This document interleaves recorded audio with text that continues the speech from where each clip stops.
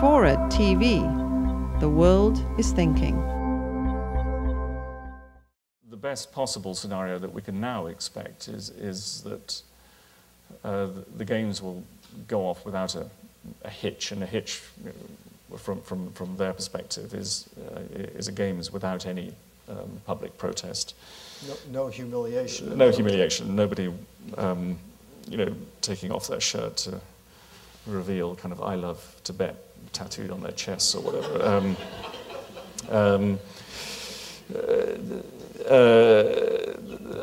And I think that's possible. We're going to see intense security for these games. It's clear already that in their security preparations that, yes, in their public rhetoric, they're highlighting what we would regard as traditional security threats in the form of terrorism, and particularly in this case, terrorism from Xinjiang. But I think what's really driving this is a concern over threats that we would not normally regard as being security problems. In other words, little embarrassments of that nature, and intense efforts will be made to inspect clothing and screen out undesirables before they even arrive in China. So conceivably, we could get through the games without any major embarrassment of that kind. But I think more likely is that we will see some events of this nature. It's not just problems in Tibet they have to worry about, it's also Falun Gong or Darfur, any number of issues that people are hoping to draw the world's attention to during these games. And people will find ways, I think, of doing it.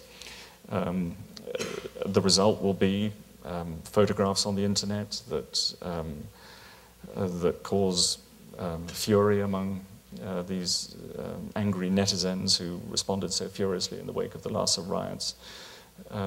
We could well see that at the same time a sort of triumphalism as China perhaps sweeps more gold medals than anyone else, and then, perhaps you have a kind of perfect storm of triumphant nationalism that is also very angry with the way the West has behaved during these games. I mean, it will be seen as Western behavior, even if this is just a few individuals. And volatility beyond it.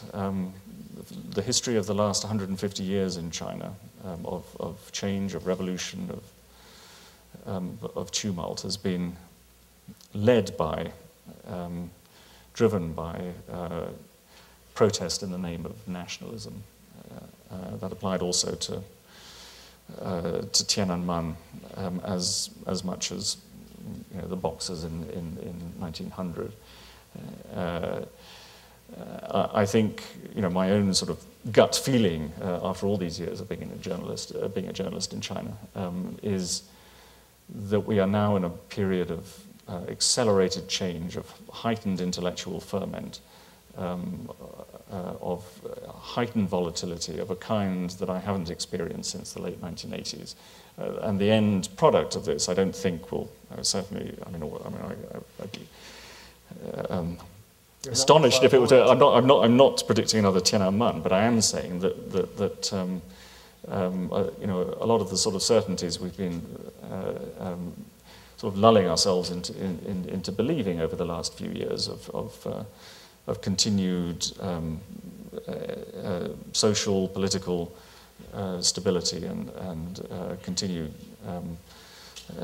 economic growth. I mean, the background, of course, we haven't mentioned all this, is a rather uncertain economic situation in China and inflation and in the world generally. So the more negative end of outcomes is turbulence.